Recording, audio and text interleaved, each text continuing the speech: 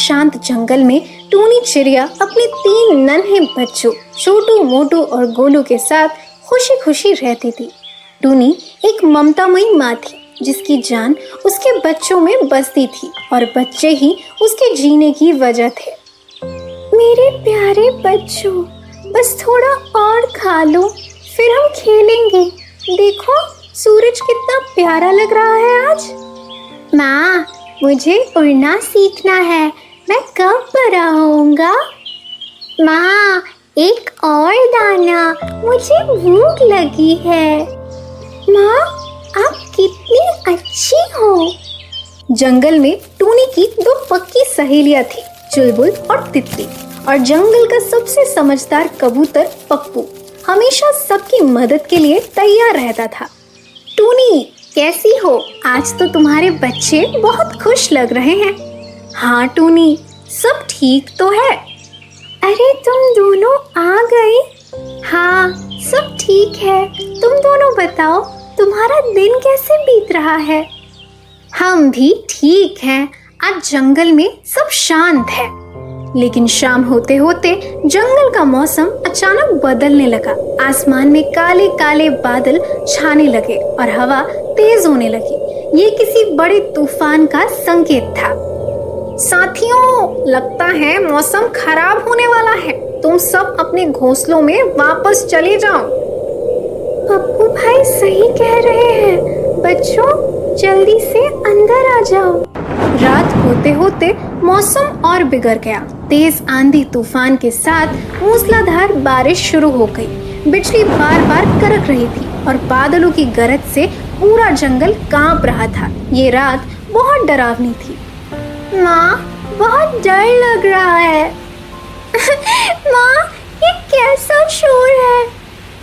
डरो मत मेरे बच्चों, माँ तुम्हारे साथ है। बस आंखें बंद करके सो जाओ, ये तूफान जल्द ही थम जाएगा। लेकिन टूनी को नहीं पता था कि ये तूफान इतनी आसानी से नहीं थमने वाला था और ये अपने साथ एक बहुत बड़ी मुसीबत लेकर आ रहा था। पूरी रात तूफान और बारिश चलती रही। सुबह हो चुकी थी लेकिन बारिश रुकने का नाम ही नहीं ले रही थी। सूरज बादलों के पीछे छुपा हुआ था और जंगल में चारों तरफ पानी ही पानी था। ऐसे में खाने पीने की सारी चीजें पानी में बह गई थी या छुप गई थी। माँ, भूख लगी है। माँ, दाना कहाँ है? मुझे पेट में दर्द हो रहा है। माँ, मेरे प्यारे बच्चों, बस थोड़ा और सब्र करो। बारिश रुकते ही मैं तुम्हारे लिए सबसे अच्छा खाना लाऊंगी। टूनी ने अपनी पूरी रात भूखे पेट गुजारी थी। उसे अपने बच्चों का भूखा चेहरा नहीं देखा जा रहा था। वो कब से बारिश के रुकने का इंतजार कर रही थी, लेकिन बारिश लगातार बरस रही थी। उसका दिल तड़प रहा था। मैं अपने बच्चों को ऐसे भूखा नहीं देख सकती। मुझे कुछ करना ही होगा, चाहे कुछ भी हो जाए। टूनी और उसके बच्चे कैसे होंगे? इस बारिश में कुछ भी खाना नहीं मिल रहा। हाँ, पता नहीं वे कैसे गुजारा कर रहे होंगे। टूनी बहुत बहादुर हैं, लेकिन अब खतरा बढ़ रहा है। खाने की कमी से मुसीबत आती है। टूनी ने एक गहरा सांस लिया। उसने एक माँ होने के नाते एक मुश्किल फैसला लिया। अपने बच्चों को खाना खिलाने के लिए वो इस तूफानी बारिश में ही भोजन की तलाश में निकल पड़ी। उसे नहीं पता था कि ये खतरनाक कदम उसे किस बड़ी मुसीबत में डालने वाला था। टूनी चिड़िया अपने बच्चों के लिए भोजन खोजने निकल पड़ी थी, लेकिन बाहर का मौसम बहुत खराब था।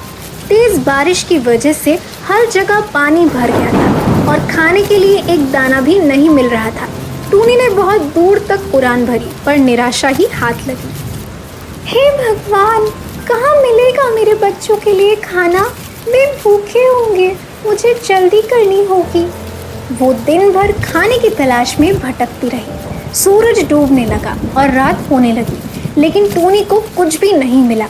उसकी उम्मीदें कम होती जा रही थी और थकान बढ़ती जा रही थी। अब क्या करूं? अंधेरा हो गया है और मुझे कुछ नहीं मिला। मेरे बच्चे भूखे होंगे। टूनी को नहीं पता था कि उसकी गैर मौजूदगी में उसके घोंसले पर एक नया खतरा मंडरा रहा था। दुष्ट कौवा कालिया और उसकी चालाक साथी गौरी इस मौके का फायदा उठाने के लिए तैयार बैठे थे। देखो गौरी, टूनी कहीं दिख नहीं रही, शायद खाना खोजने गई है। ये अच्छा मौका है। हाँ कालिया, आज उसके बच्चे अकेले हैं, हम उन्हें मजे से खाएंगे। टूनी के बच्चे घोंसले में अकेले थे। उनकी माँ दूर थी और वे भूख और डर से सहमे हुए थे। उन्हें नहीं पता था कि उनके ऊपर कितनी बड़ी मुसीबत आने वाली थी। ये रहे छोटे छोटे चूजे, इतनी अच्छी रात और इतना अच्छा शिकार। हाँ, टूनी अब क्या करेगी? वो तो यहाँ है भी नहीं। माँ बचाओ! मिल गया शिकार, आज तो मजा आएगा। हाँ, चलो कालिया, यहाँ से उड़े, कहीं टूनी ना आ जाए। कालिया नन्हे छोटू को अपनी चोंच में दबाए गौरी के साथ तेजी से जंगल के ऊपर उड़ जाता है। मोटू और गोलू अपने भाई को जाते हुए देखते हैं और जोर जोर से रोने लगते हैं। उसी पल दूर आसमान में शिकारी चील करक की पैनी नजर उन पर पड़ती है। वो कायों को और उनके शिकार को देखते हैं। वाह, शिकार तो खुद मेरे पास आ रहा है। ये कौवे, ये तो मेरे लिए ही काम कर रहे हैं। टूनी चिड़िया दिन भर की मेहनत और बारिश में भीगकर आखिरकार कुछ दाने लेकर अपने घर पहुंची। उसके मन में उम्मीदें थी कि अब उसके बच्चे पेट भर के खाएंगे, लेकिन जैसे ही वो घोंसले के पास पहुंची, अंदर से रोने की आवाजें सुनकर उसका दिल जोर से धड़कने लगा। मेरे बच्चों, क्या हुआ? छोटू कहाँ है? तुम दोनों क्यों रो रहे हो? माँ, कालिया, गौरी छोटू को ले गए। बच्चों की बात सुनकर टूनी के पैरों तले जमीन खिसक गई। उसके हाथों से दाने गिर गए। उसका दिल टूट गया। जिस बच्चे के लिए उसने इतनी जान जोखिम में डाली, वही अब उसके पास नहीं था। उसकी आंखों से आंसू बहने लगा। नहीं नहीं, मेरा छोटू! कालिया और गौरी, हिम्मत कैसे हुई उनकी? टूनी का पूरा शरीर कांप रहा था। वो दर्द और गुस्से से भरी हुई थी। उसे अपने बच्चों को वापस लाना था, चाहे कुछ भी हो जाए। मेरा बच्चा, कोई मदद करो, मेरा छोटू! टूनी की चीखें सुनकर उसके प्यारे दोस्त चुलबुल, तितली और पप्पू तुरंत उसके पास पहुंचे। उन्होंने टूनी को ऐसे रोते हुए कभी नहीं देखा था। टूनी, क्या हुआ? तुम ऐसे क्यों रो रही हो? बताओ टूनी, क्या हुआ? कालिया, गौरी मेरे छोटू को ले गए, वो मेरे पास नहीं है। ये सुनकर चुलबुल और तितली हैरान रह जाती हैं। पप्पू भी चौंक जाता है, लेकिन वो तुरंत सोचने लगता है। रोने का समय नहीं है टूनी, हमें छोटू को बचाना होगा। बताओ, कालिया और गौरी किस तरफ गए? वो उस तरफ गए थे, जंगल के उस पार, पहाड़ों की तरफ। हमें तुरंत चलना होगा, रात अभी बाकी है और खतरा बढ़ रहा है। हाँ, हम टूनी की पूरी मदद करेंगे। छोटू हमारा भी तो बच्चा है। हमें कालिया और गौरी को रोकना होगा। टूनी के दोस्त उसकी मदद के लिए तैयार थे। पप्पू ने तुरंत एक योजना बनाई। वे जानते थे कि रास्ता खतरनाक होगा और उन्हें करक चील से भी बचना होगा, लेकिन अपने दोस्त के बच्चे को बचाने के लिए वे कुछ भी करने को तैयार थे। दुष्ट कौवे कालिया और गौरी नन्हे छोटू को लेकर उस ऊंचे पहाड़ पर पहुंच गए थे। उन्होंने सोचा था कि अब कोई उन्हें रोक नहीं पाएगा, लेकिन लालच हमेशा मुसीबत लाता है। वे दोनों छोटू को पहले खाने के लिए आपस में ही झगड़ने लगे। ये मेरा शिकार है, मैंने पकड़ा है इसे, मैं पहले खाऊंगा। नहीं, मैंने रास्ता दिखाया था, मैं खाऊंगी, तुम पीछे हटो। कालिया और गौरी एक दूसरे पर गुर्राते हैं और छोटू को अपनी तरफ खींचने की कोशिश करते हैं। छोटू बहुत डरा हुआ है। उसी पल करक चील तेजी से वहां आता है और उसकी आंखें लालच से चमक रही होती है। ओए, तुम दोनों क्या कर रहे हो? ये मेरा शिकार है, इसे छोड़ दो। कालिया और गौरी ने जैसे ही करक चील को देखा वे डर गए, लेकिन लालच और गुस्से में वे करक से भी भिड़ने को तैयार हो गए। तुम छोटे कौवे, तेरी हिम्मत कैसे हुई? ये हमारा है, तुम्हें नहीं देंगे। तीनों आपस में बुरी तरह लड़ रहे थे। उनकी लड़ाई इतनी भयंकर थी कि वे एक दूसरे को बुरी तरह जख्मी कर रहे थे। करक चील ने कालिया और गौरी पर अपना पूरा गुस्सा उतार दिया। उसने उन पर इतने जोरदार हमले किए कि कालिया और गौरी बुरी तरह घायल हो गए। आह, बहुत हो गया, भागो गौरी। हाँ, यहाँ से भागो, ये चील पागल हो गया है। कालिया और गौरी अपनी जान बचाकर घायल हालत में वहां से भाग निकलते हैं और रात के अंधेरे में कहीं गायब हो जाते हैं। अब करक चील अकेला बचा था और उसकी नजर अपने शिकार नन्हे छोटू पर थी। कहाँ गया वो? यही तो था। करक चील छोटू को खोजने लगता है, लेकिन नन्हा छोटू फुर्ती से पास की एक चट्टान की छोटी सी दरार में सरक गया था। दरार इतनी सनकरी थी कि करक चील अपनी बड़ी चोंच पंजे वहां तक नहीं पहुंचा सकता था और छोटू का छोटा सा शरीर उसमें पूरी तरह से चुभ गया था।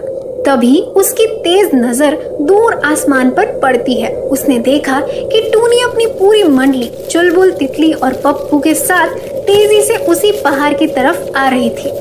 ओह, ये तो टूनी और उसके दोस्त हैं और मैं अभी घायल हूँ। ये ठीक समय नहीं है लड़ने का। टूनी और उसके दोस्त तेजी से पहाड़ की तरफ बढ़ रहे थे। टूनी का दिल जोरों से धड़क रहा था। उसे बस अपने बच्चे से मिलना था। पप्पू सबसे आगे रास्ता दिखा रहा था।